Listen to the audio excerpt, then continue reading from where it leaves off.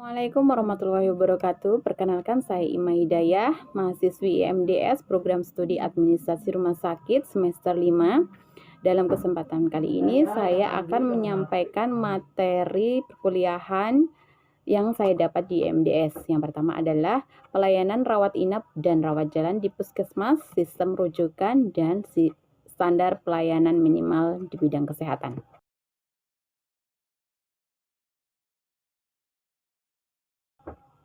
Yang pertama adalah pelayanan rawat inap dan rawat jalan di puskesmas mempunyai dasar hukum yang mengacu pada Permenkes nomor 43 tahun 2019. Pusat Kesehatan Masyarakat yang selanjutnya disebut puskesmas adalah fasilitas pelayanan kesehatan yang menyelenggarakan upaya kesehatan masyarakat dan upaya kesehatan perorangan tingkat pertama dengan lebih mengutamakan promotif dan preventif di wilayah kerjanya. Prosedur pelayanan bagi peserta BPJS Kesehatan. Yang pertama, pasien peserta BPJS Kesehatan bisa datang berobat ke puskesmas, klinik, atau praktek dokter atau klinik 24 jam. Setelah mendapatkan pelayanan, pasien bisa pulang atau mendapatkan rujukan lanjutan ke rumah sakit dengan sistem berjenjang dari rumah sakit tipe D atau C yang kemudian dilanjutkan ke rumah sakit tipe B. Atau dalam keadaan emergensi, pasien bisa langsung datang ke rumah sakit terdekat, bisa langsung datang ke rumah sakit tipe B. Mana ketentuan umum puskesmas yang terpencil dan jauh dari fasilitas pelayanan rujukan lanjutan? Yang pertama, peningkatan puskesmas menjadi puskesmas rawat inap dilakukan secara bertahap mulai dari puskesmas non-rawat inap, kecuali di kawasan terpencil dan kawasan sangat terpencil.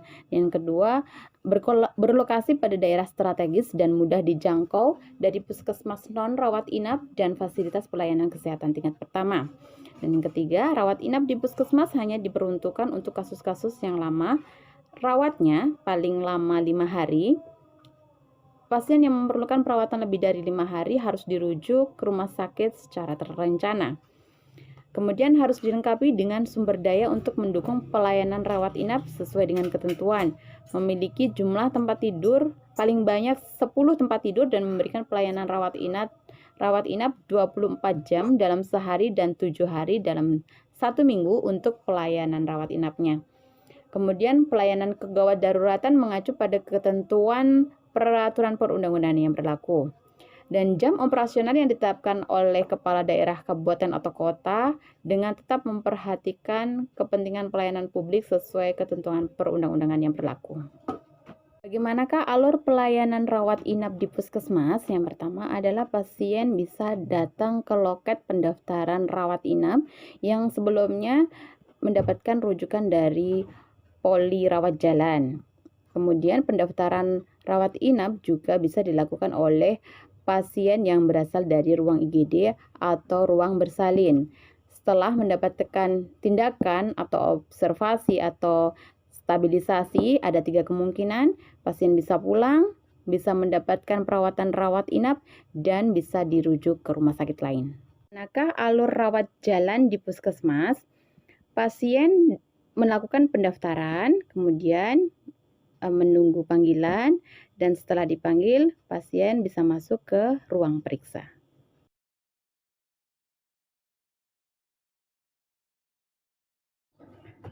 Materi yang kedua adalah tentang sistem rujukan. Sistem rujukan dalam asuransi kesehatan hanya ada pada asuransi BPJS. Sistem rujukan BPJS ini sangat berbeda dengan klaim pada asuransi kesehatan dari perusahaan swasta. Setiap peserta BPJS Kesehatan memiliki vaskes atau fasilitas kesehatan yang akan menjadi tempat periksa pertama apabila peserta mengalami kesakitan. Bagaimana cara mendapatkan rujukan BPJS? Yang pertama, pasien berobat menggunakan BPJS Kesehatan dengan mendatangi fasilitas kesehatan tingkat pertama seperti puskesmas, klinik, ataupun dokter untuk melakukan pemeriksaan. Nah, setelah diperiksa, apabila ternyata pasien memerlukan penanganan lebih lanjut, maka dokter akan menerbitkan surat rujukan ke fasilitas kesehatan tingkat lanjutan atau rumah sakit. Kemudian pasien mendatangi rumah sakit untuk berobat dengan membawa surat rujukan dari vaskes pertama. Sistem rujukan tidak berlaku untuk kondisi gawat darurat. Apabila kondisi pasien tergolong gawat darurat, maka pasien bisa langsung berobat ke rumah sakit terdekat tanpa minta surat rujukan dari Vaskes pertama.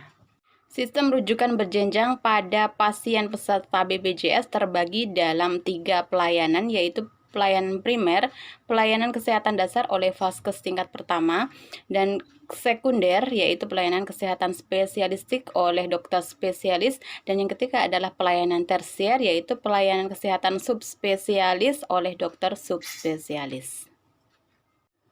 Dalam kondisi emergensi, peserta bisa langsung mendapat pelayanan dari Vaskes pertama atau lanjutan, baik yang bekerja sama maupun yang tidak bekerja sama dengan BPJS Kesehatan. Pasien langsung mendapat penanganan dari Vaskes tingkat lanjutan tanpa surat rujukan. Peserta yang mendapat pelayanan di fasilitas kesehatan yang tidak bekerja sama dengan BPJS Kesehatan harus segera dirujuk ke fasilitas kesehatan yang bekerja sama dengan BPJS Kesehatan setelah tertangani dengan baik dengan kondisi pasien yang memungkinkan untuk dipindahkan. Pengajakan validitas atau pendiagnosis penyakit yang termasuk dalam kriteria gawat darurat dilakukan oleh fasilitas kesehatan. Fasilitas kesehatan dilarang menarik biaya pelayanan kesehatan dari peserta. Bagaimanakah dalam keadaan di luar kota untuk melakukan pendaftaran BPJS? Anda bisa langsung berkunjung ke fasilitas kesehatan tingkat pertama, membawa KTP dan kartu BPJS Kesehatan atau kartu non-fisik yang terdapat di aplikasi mobil JKN. Catatan kunjungan berobat di luar kota dibatasi hanya boleh 3 kali dalam sebulan. Apabila Anda berada di luar kota dalam waktu lama, sebaiknya Anda memindahkan lokasi Vaskes yang telah terdaftar dengan yang baru.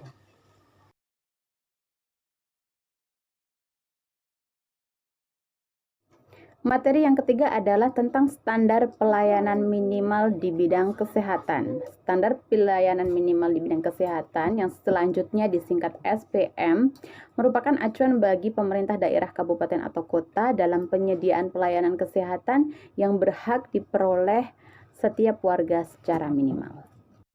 Jenis layanan standar pelayanan minimal di bidang kesehatan di kabupaten atau kota terdiri dari pelayanan kesehatan ibu hamil, pelayanan kesehatan ibu bersalin, pelayanan kesehatan bayi baru lahir, pelayanan kesehatan balita, pelayanan kesehatan pada usia pendidikan dasar, pelayanan kesehatan pada usia produktif, pelayanan kesehatan pada usia tingkat lanjut, pelayanan kesehatan penderita hipertensi, pelayanan kesehatan penderita diabetes mellitus, pelayanan kesehatan orang dengan gangguan jiwa atau DG berat, pelayanan kesehatan orang dengan tuberkulosis, pelayanan kesehatan orang dengan resiko terinfeksi HIV.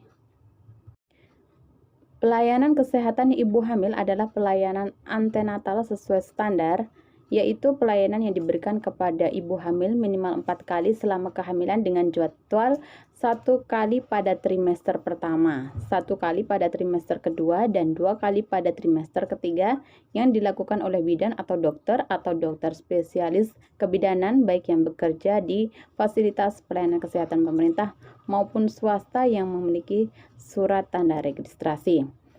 Kemudian pelayanan kesehatan ibu hamil sesuai standar adalah persalinan yang dilakukan oleh bidan dan dokter atau dokter spesialis kebidanan yang bekerja di fasilitas pelayanan kesehatan pemerintah maupun swasta yang memiliki surat tanda registrasi baik persalinan normal atau persalinan dengan komplikasi. Kemudian fasilitas pelayanan kesehatan meliputi Polindes, Puskesdes, Puskesmas, bidan praktek swasta, klinik Paratama, klinik utama, klinik bersalin, balai kesehatan ibu dan anak, rumah sakit pemerintah maupun swasta. Standar pelayanan persalinan normal mengikuti acuan asuhan persalinan normal yang tercantum dalam Peraturan Menteri Kesehatan Nomor 97 Tahun 2014 tentang pelayanan kesehatan masa sebelum hamil, masa hamil, persalinan, dan masa sesudah melahirkan, penyelenggaraan pelayanan kontrasepsi, serta pelayanan kesehatan seksual. Adapun untuk persalinan dengan komplikasi mengikuti acuan dari buku saku pelayanan kesehatan ibu di fasilitas kesehatan rujukan. Kemudian untuk pelayanan kesehatan pada usia produktif sesuai standar, yaitu pelayanan screening kesehatan usia 15-59 tahun. Di antaranya yaitu screening yang diberikan oleh dokter, bidan, perawat, nutrisionis atau tenaga gizi, petugas pelayanan posbindu, PTM terlatih.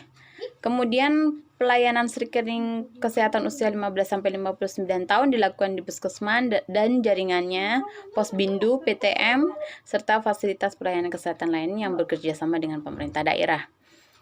Kemudian screening usia 15-59 tahun ini minimal dilakukan satu kali dalam setahun. Pelayanan ini meliputi deteksi kemungkinan obesitas, hipertensi, diabetes mellitus, gula darah, gangguan mental emosional, pemeriksaan ketajaman penglihatan, pendengaran, dan deteksi dini kanker payudara klinis, dan pemeriksaan IVA khusus untuk wanita usia 30-59 tahun. Pelayanan kesehatan pada usia lanjut dilakukan untuk warga negara usia 60 tahun ke atas, di antaranya adalah screening, deteksi hipertensi, gula darah, kolesterol, diabetes mellitus, gangguan mental termasuk kepikunan. Kemudian apabila pengunjung yang ditemukan menderita penyakit, wajib ditangani atau dirujuk ke fasilitas pelayanan kesehatan yang mampu menanganinya. Kemudian untuk pelayanan kesehatan penderita hipertensi dilakukan untuk penderita usia 15 tahun ke atas, yaitu untuk penderita hipertensi esensial, untuk penderita hipertensi dengan komplikasi jantung, stroke, dan penyakit ginjal kronis, diabetes mellitus. Dan kemudian pelayanan kesehatan untuk penderita DM atau diabetes mellitus adalah penyandang diabetes mellitus di wilayah kerja kabupaten atau kota.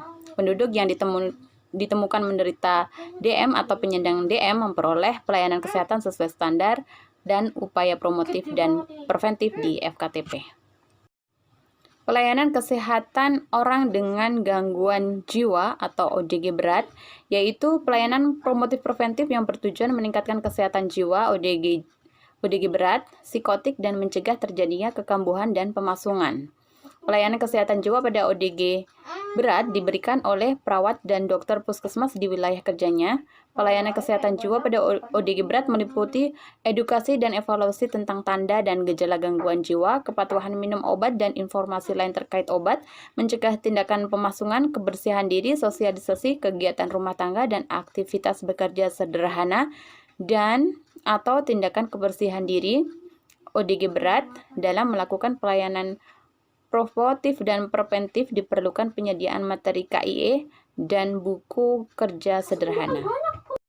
Pelayanan kesehatan orang dengan tuberkulosis, yaitu pelayanan yang diberikan sesuai pedoman penanggulangan TB yang berlaku, antara lain penegakan diagnosis TB dilakukan secara bakteriologis dan klinis, serta dapat didukung dengan pemeriksaan penunjang lainnya. Dilakukan pemeriksaan pemantauan kemajuan pengobatan pada akhir pengobatan intensif, bulan kelima, dan akhir pengobatan. Pengobatan dengan menggunakan obat anti tuberkulosis dengan panduan OAT standar.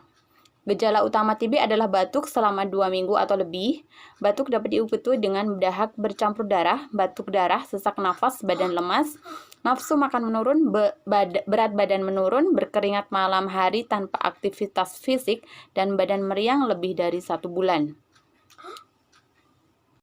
Pelayanan kesehatan orang dengan risiko terinfeksi HIV, yaitu pelayanan kesehatan yang diberikan kepada ibu hamil, pasien TB, pasien infeksi menular seksual atau IMS, waria atau transgender, pengguna nafsa, dan warga binaan lembaga pemasyarakat, dilakukan oleh tenaga kesehatan sesuai kewenangannya dan diberikan di FKTP.